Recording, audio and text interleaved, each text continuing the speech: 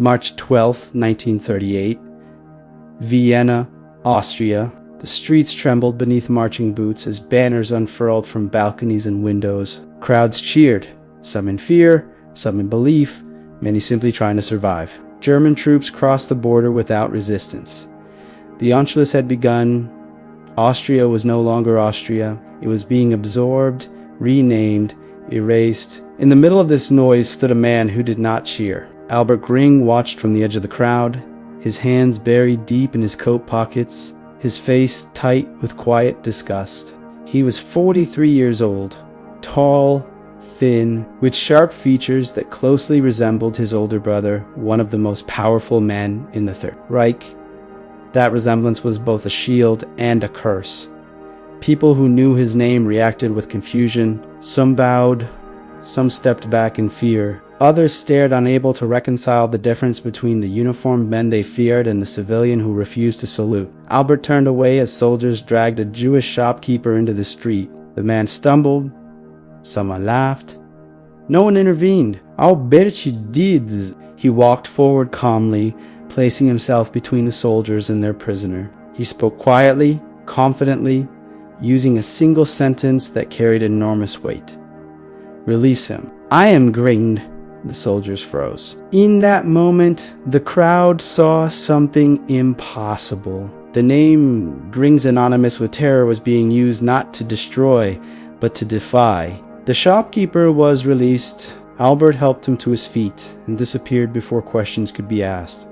This was not an isolated act. It was the beginning of a dangerous pattern. As Europe descended into organized cruelty, Albert Göring chose a path that placed him directly against the regime his brother helped command. He would forge documents, pull prisoners from camps, sabotage forced labor, and smuggle people across borders, all while carrying one of the most infamous surnames in Nazi Germany.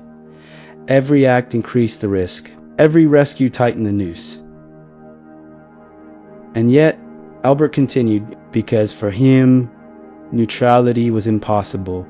Silence was collaboration. And blood, even shared blood, did not decide where loyalty truly lay. That conviction would follow him through war, arrest, interrogation, and near execution until history itself was forced to confront an uncomfortable truth.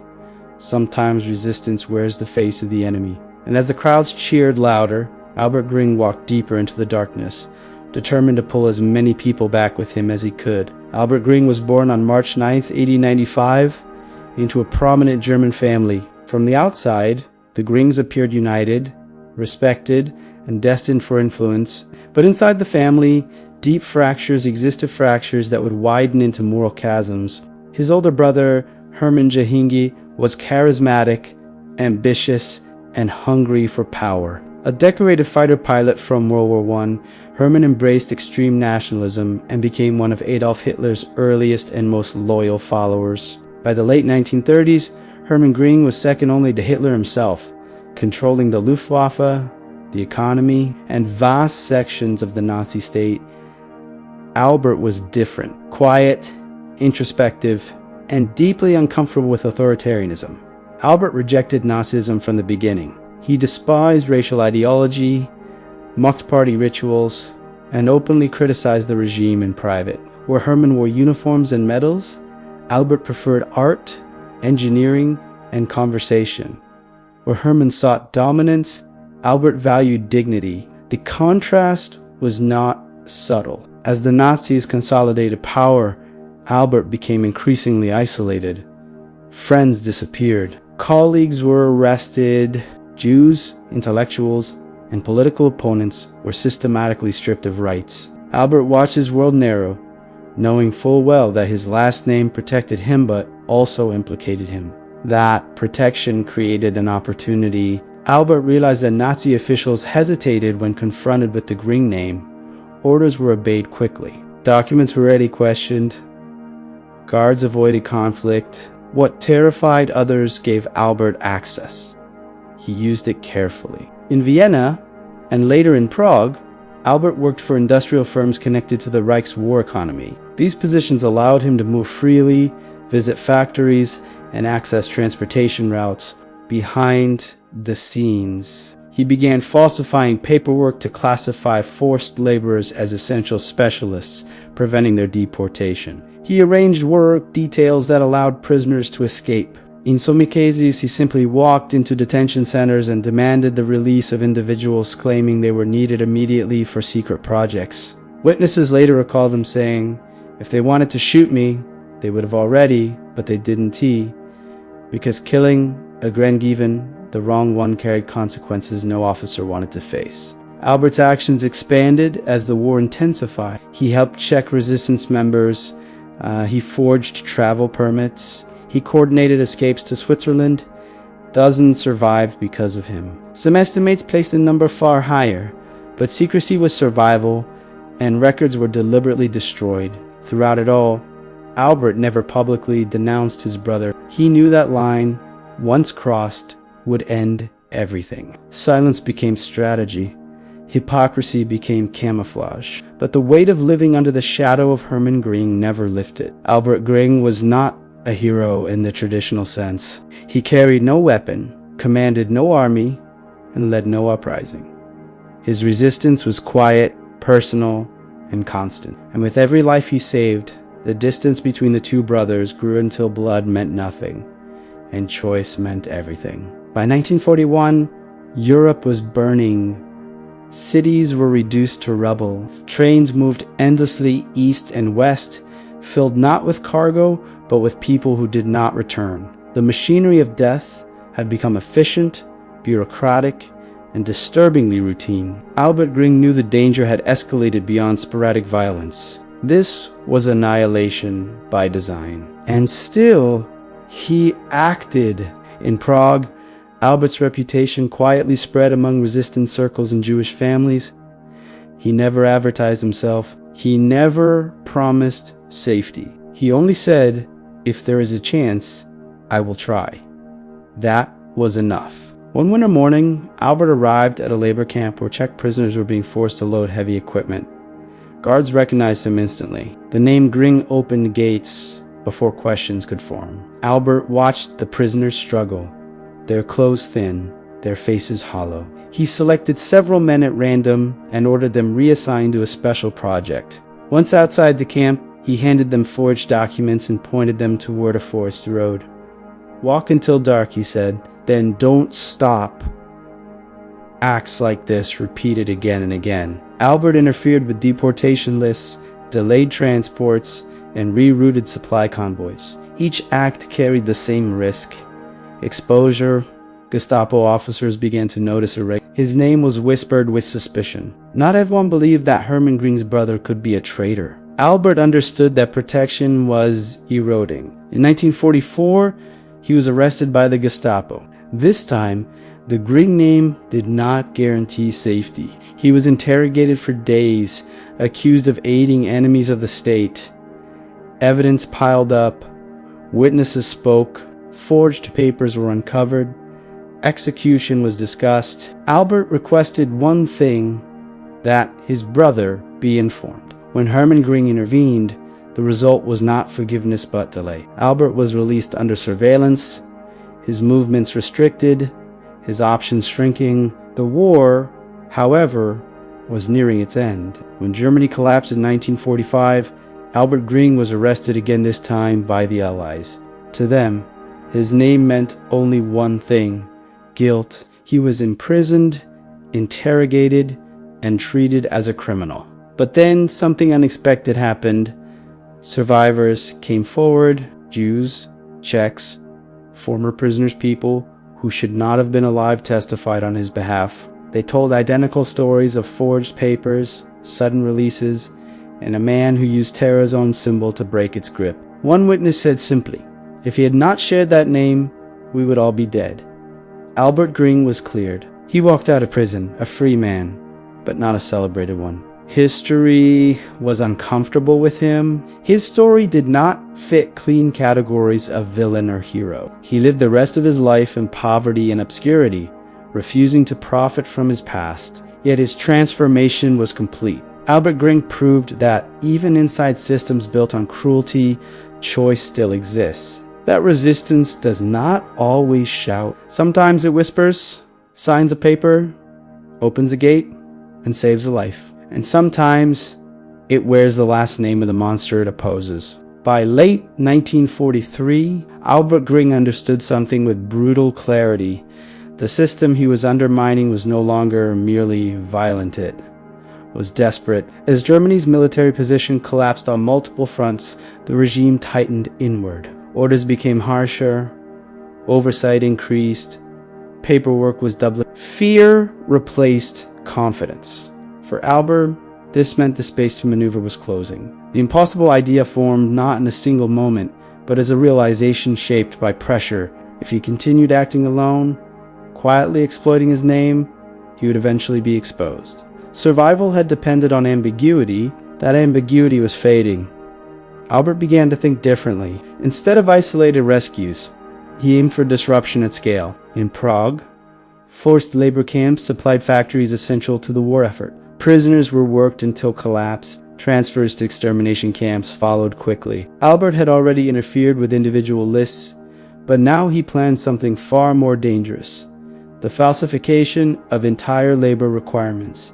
The idea was simple and suicidal. If enough prisoners could be officially classified as critical specialists, they could be removed from camps under legitimate orders. From there, escape routes could be created. Paper trails would exist, but they would point upward toward offices. No mid-level officer would dare question. Albert knew what this meant. Forging a single pass was forgivable. Confusion, altering industrial rosters, meant sabotage. It also meant that, if discovered, he would not be imprisoned, he would be executed. He proceeded anyway. Albert coordinated quietly with Czech engineers, accountants, and extraordinary people already risking their lives through passive resistance. Names were added, skills exaggerated, entire work crews were reassigned. Trucks arrived at camps bearing official grain-authorized documentation. Guards saluted. Gates opened. Men who expected death were told they had been reassigned. Some understood immediately. Some did not. Albert never explained. Explanation created liability. He only said, "You leave now." As this operation expanded, suspicion followed. Gestapo reports flagged inconsistencies. Albert's movements were tracked. Interrogations intensified across Prague. Someone, somewhere, was talking. The final warning came quietly. A sympathetic official pulled Albert aside and spoke in a whisper. "Your name is no longer protecting you. They are deciding which Göring you are." Albert went home that night knowing the line had been crossed. The impossible idea had worked, but only briefly. The system was adapting. He burned documents, destroyed contacts, prepared for arrest. What he did not do was stop, because once the machinery of rescue had begun turning, stopping it would mean becoming complicit in its reversal. The choice had already been made. Survival was no longer the priority. When the knock came, Albert answered calmly. He was arrested without spectacle, no shouting, no beating, just handcuffs, paperwork, and silence. He was taken not to a prison, but to interrogation rooms designed to extract truth slowly. The impossible idea had reached its limit. Now came the cost. Interrogation stripped away illusion. Albert Göring sat under harsh lights while evidence was placed carefully in front of him. Forged signatures, transport orders bearing his name. The officers were methodical, not angry. This was not revenge. It was clarification. "You have abused your position," one interrogator said evenly. "Explain why." Albert did not deny anything. He spoke without drama, without confession, without apology. He framed his actions as administrative errors, misunderstandings, procedural confusion. The answers were intentionally dull. Heroism had no place here. Boredom was a defense, but the evidence was overwhelming. Witnesses were brought in. Some had been beaten, some had not. The stories aligned too well to dismiss. Albert Göring was not careless, he had been consistent. Execution was discussed openly in adjacent rooms. At one point, Albert was asked a question that mattered more than all others. "Do you understand who your brother is?" Albert answered simply, "Yes." That answer changed everything. Killing Albert Göring was not a moral issue for the regime. It was a political one. The name still mattered just enough to complicate final decisions. Hermann Göring was informed. Intervention followed, not out of affection, but calculation. Albert was released from Gestapo custody and placed under strict surveillance. He was forbidden from leaving Prague. His contacts were severed. His influence was neutralized. But the war was ending faster than control could be real. In May 1945, Germany collapsed. Prague erupted in chaos. Power vanished overnight. Albert Göring was arrested again, this time by Allied forces. Now, the Serenade worked against him completely. 2 Allied interrogators, Göring meant criminal. Albert was imprisoned, questioned aggressively, and prepared for prosecution. He had no uniform, no rank, no visible proof of resistance. Then survivors began to appear. One by one, men and women testified. Their statements were independent, detailed, and consistent. Names matched records. Dates aligned. Forged documents were confirmed. Guards corroborated unwillingly. Albert Göring had saved lives. The transformation was sudden. From suspect to anomaly. From enemy to contradiction. After months of investigation, Albert was cleared of war crimes. No medals were awarded, no ceremonies held. He walked free into a world that did not know what to do with him. He lived quietly afterward, poor, forgotten, refusing interviews, refusing profit. The high drama of his resistance ended not with triumph, but with silence. And perhaps that was fitting, because Albert Göring had never acted to be remembered, only to make sure others lived long enough to remember it all. In post-war Europe, history sorted itself quickly and brutally. Names were categorized, files were stamped. Göring was a name that needed no explanation, and Albert Göring carried it like an unremovable stain. Though officially cleared, he found no welcome in the new order. Former Nazis avoided him for betrayal. Survivors hesitated because of his surname. Government saw no use for moral complications. The irony was sharp. During the war, his name had opened doors. After the war, it closed every one. Albert attempted to rebuild a quiet civilian life. He moved between countries, took small jobs, relied on friends he had once helped save. He never capitalized on his actions. When offered money or public recognition, he declined. Those close to him recalled that he considered survival reward enough. Historically, Albert Göring occupies an uncomfortable space. He does not fit clean categories. He was not a resistance fighter in uniform. He was not part of an organized underground. He did not leave manifestos or memoirs. His resistance was administrative, quiet, and dangerous precisely because it worked inside the machinery of oppression. That makes his story difficult. It forces historians to confront an unsettling truth. Moral action does not always come from visible rebellion. Sometimes it comes from exploiting cracks in systems designed to destroy. Albert did not defeat the regime. He delayed it. He confused it. He rescued individuals from it. Dozens of testimonies confirm his actions. Forged papers, ordered releases, transport disruptions. These were not rumors. They were documented under oath. Yet his name remains absent from many standard histories, overshadowed by the enormity of his brother's crimes. Albert Göring challenges simple narratives of good and evil. He proves that blood ties do not determine conscience. He also proves that doing the right thing does not guarantee recognition. In a war defined by mass violence, his actions mattered because they were specific. One name removed from a list, one truck redirected, one gate opened when it should have stayed closed. History often remembers victories and defeats. It struggles with quiet resistance. Albert Göring belongs to that silence, and silence, too, is part of the record. Albert Göring died in 1966, largely unknown, his story scattered across testimonies and forgotten files.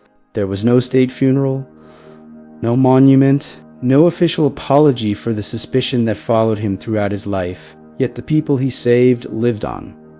They carried families forward. They told their children how a man with the most dangerous name in Germany had used it not to command, but to shield. Some remembered his words. Some remembered only the moment a door opened when it should not have. Albert himself never framed his actions as heroism. According to those who knew him, he rejected that language entirely.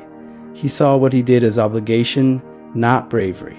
To him, neutrality in the face of cruelty was collaboration. Silence was choice. That belief cost him everything that power could offer. His life forces a difficult human question. What does it mean to act morally when the system rewards immorality? Albert had no illusions about changing the world. He focused instead on changing outcomes for the people directly in front of him. In doing so, he accepted a future without credit. There is something deeply human in that decision. Albert Göring reminds us that resistance does not always look like defiance. Sometimes it looks like paperwork signed at the right moment. Sometimes it looks like using privilege against itself. Sometimes it looks like choosing loneliness over comfort. His story does not redeem the horrors of the era. Nothing can. But it complicates them. It shows that even within systems built on cruelty, individuals still make choices. And those choices matter. This is the history of World War II. Whoever oppresses the innocent is an oppressor. Neither the earth belongs to this oppressor, nor does the sky belong to him. We stand now and forever with the oppressed. This is WW2 Files. See you in the next one.